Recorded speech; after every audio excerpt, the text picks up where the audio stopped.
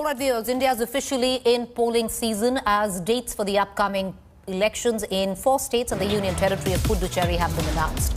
Tamil Nadu, Kerala and Puducherry will witness single-phase polling on April 6th. There will be a 3-phase polling in Assam on March 27th, April 1st and April 6th. Polls are being held in Bengal on an 8-phase polling. The dates of polling will be March 27th, April 1st, April 6th, April 10th, April 17th, April 22nd and the April 26th and April 29th. The results for Bengal polls along with 3 other states and Union Territory of Puducherry will be announced on the 2nd of May.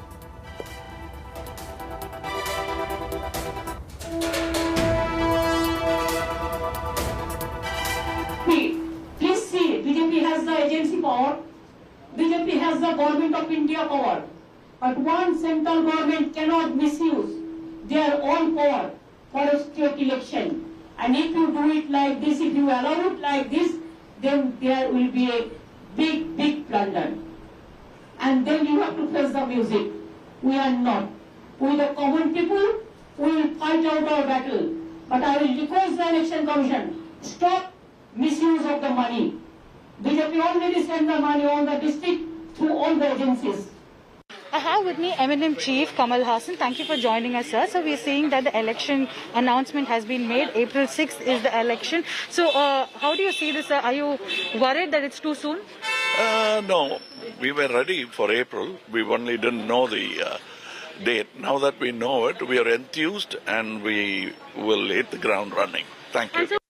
हमने तो लक्ष्य हमारा 200 seat का है, हम 2/3 बहुमत से जीत का सरकार बनाएंगे और ये 8 चरणों से होना बहुत अच्छा है जिससे कि असामाजिक तत्वों को रोका जा सकेगा, सेंट्रल फोर्स ठीक तरीके से डिप्लॉयड हो सके।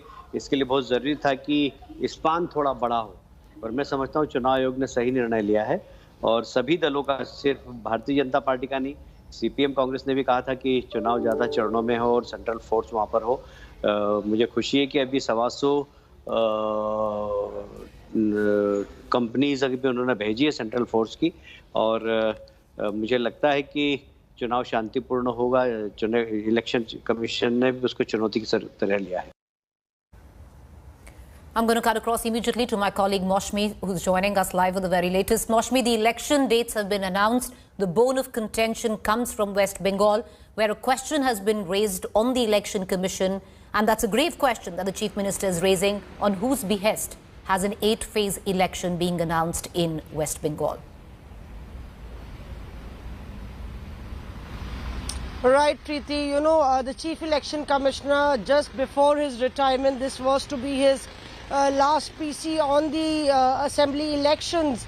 And as far as these elections are concerned, and he made it a marathon one, going over 60 overs, more than an ODI series. But the googly came from Mamata Banerjee, the West Bengal Chief Minister. Remember that the CEC had pointed out specifically regarding Bengal that there have been allegations from either sides. And we have additional forces deployed, not only in Bengal, but also specifically in Tamil Nadu as well, because of the money power that is being used. And that's the contention that the TMC is making, that the more longer the election, the more money and muscle power that the BJP will spend. And on the other hand, we've heard BJP leaders saying that the longer the election, it will help to rein in the Gunda elements, the miscreants. So allegations and counter allegations from either sides. But the bottom line really is that this is going to be the biggest election in the COVID pandemic. Bihar was an election last year, but this is one of the biggest 5 assembly elections in the COVID pandemic, and we'll have to wait and see how that really unfolds. Preeti. All right, appreciate you joining us, Moshmi. We're going to continue to come back to you for more updates. So that's the election calendar. We just gave it out. But let's quickly now shift focus to the state of West Bengal because there's enough happening other than just election dates being announced. The West Bengal government says that this is all coincidental. It's not coincidental. The central government agencies continue its probe in the coal smuggling case. ED and CBI raids are being conducted across Bengal, mostly at houses and offices of businessmen in the coal smuggling scam. 16 teams of ED raided several locations of Bengal. Within Kolkata, ED conducted raids at the largest wholesale market in India, which is Bada Bazar, and other places like Maniktala, Phool Bagan, Belinghata. This is the same case where Mamata Banerjee's relatives are being probed.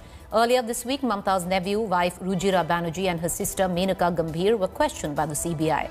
The central forces are accompanying the CBI and ED teams.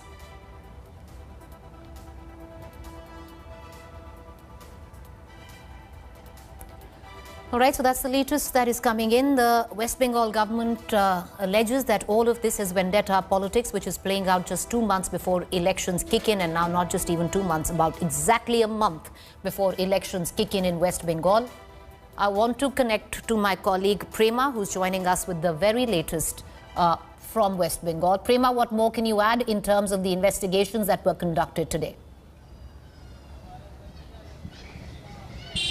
Well, as far as the raids and investigations are concerned, there were 16 teams of the Enforcement Directorate that went to various parts of West Bengal along with central forces, and there was one team of the CBI that went to one house of a businessman in Kolkata named Ranjit Barnawal, and the CBI has reportedly found documents and also found electronic devices through which they can get some more information. Now, what we know is this businessman was very close to another businessman named Ganesh Bagaria, who is supposed to be close to a Trinamool Congress leader.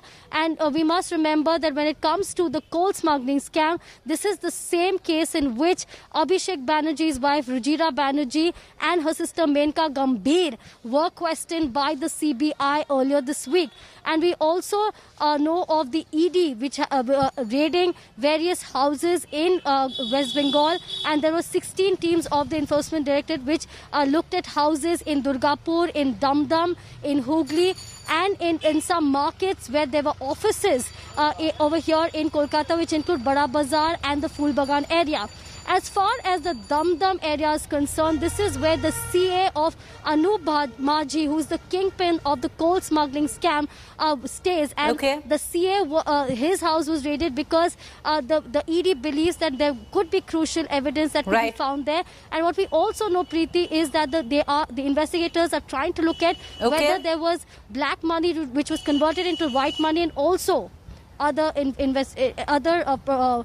evidence that was trying to be found out. Back to you, Preeti. Prema, appreciate you joining us. We'll come back to you for more. Let's quickly shift focus to the other big developing story that is coming in from Mumbai, where a car with 20 gelatin sticks was found near Mukesh Ambani's residence in Mumbai, which triggered a big security scare. What's added deep mystery to that, there's a note left behind by the suspects who said this was just a trailer for Mukesh Bhaiya and Nita Bhabi. Security has been beefed up at Antilia and the investigation is underway.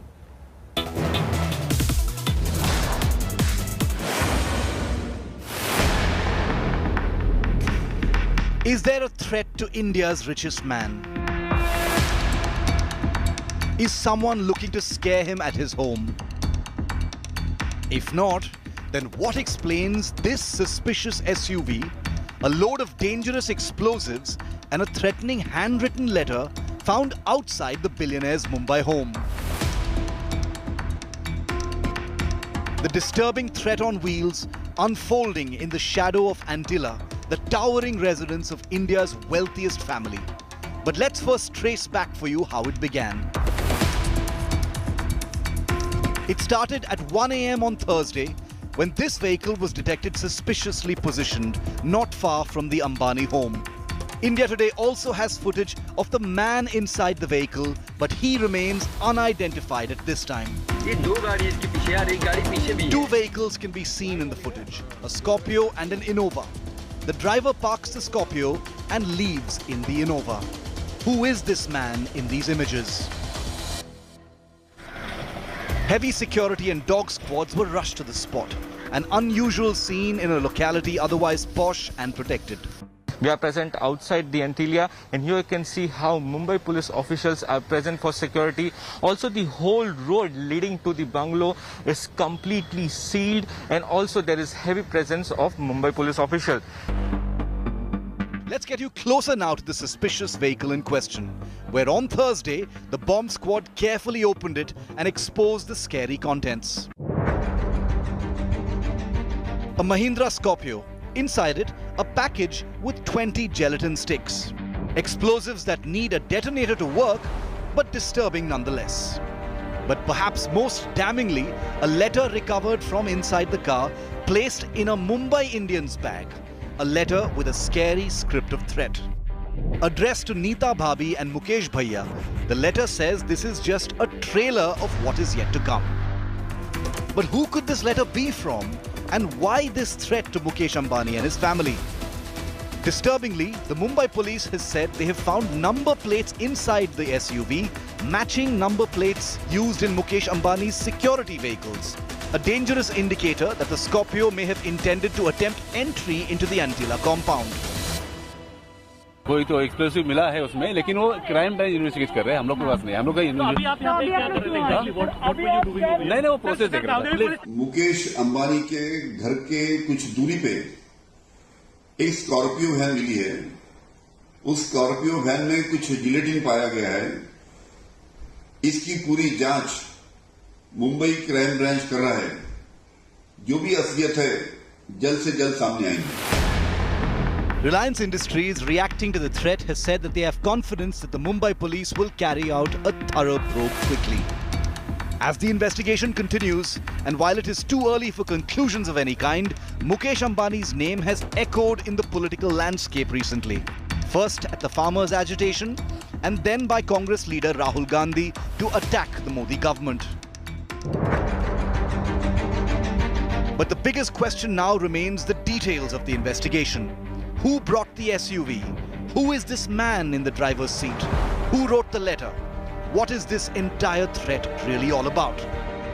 The Mumbai police investigating threat to industrialist Mukesh Ambani have learned that the green Scorpio in which gelatin sticks and the letter was found was stolen from Vikhroli on February 17th. A case was registered by the car owner on February 18th.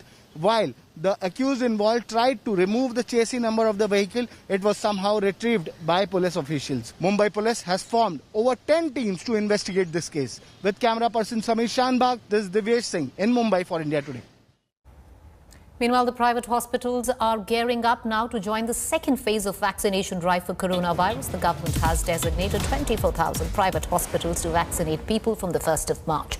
People will have to pay to get vaccinated at private hospitals. Only private hospitals listed under Pradhan Mantri Jan Arogya Yojana have been chosen for the phase 2 of vaccination drive. However, vaccinations would be free at government hospitals. People over 60 years of age and those above 40 with comorbidities will be vaccinated in round 2. As per initial discussions in the Health Ministry, the private hospitals may not be allowed to sell the doses but may charge now a nominal fee for administering COVID vaccines. As the Health Ministry is yet to fix vaccine selling price for private players, there is no clarity on whether people will be allowed to choose the vaccine they want to take. Meanwhile, WHO chief has thanked India for supporting over 60 countries for vaccine procurement, asking other countries to follow India's example.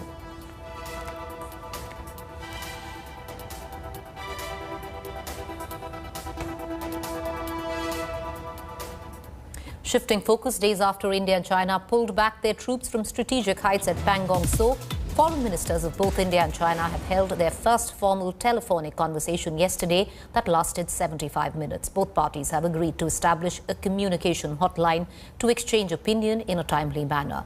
In a statement released by the Indian government, Jaishankar says that ties between both countries have been severely impacted over the last year as peace and tranquility were hit due to violence.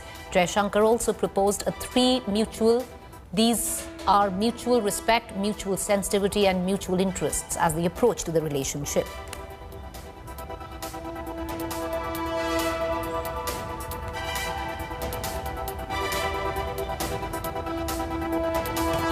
Meanwhile, the United States has welcomed India and Pakistan's announcement that they would observe the 2003 ceasefire along the line of control. The US government says it is a positive step towards maintaining greater peace and stability in South Asia. In case of agreement breach, Biden government also said US would continue to support direct dialogue between the two countries in Kashmir and other issues of concern. UN also encouraged the ceasefire agreement. Welcome back. You're watching a fact check segment where we bust certain claims masquerading to be facts on social media platforms and other WhatsApp groups. Now, there's a video which seems to suggest locals clashed with the cops in Srinagar's Batmalu area. The fact of that, viewers, is that this viral image was taken in July 2016. Nothing to do with 2021 Kashmir. False. With that, quick fact check. Hello everyone, this is Rahul Kamal here. Hope you enjoyed this video. For the latest news and analysis, like and subscribe the India Today YouTube channel and don't forget to press the bell icon to stay updated.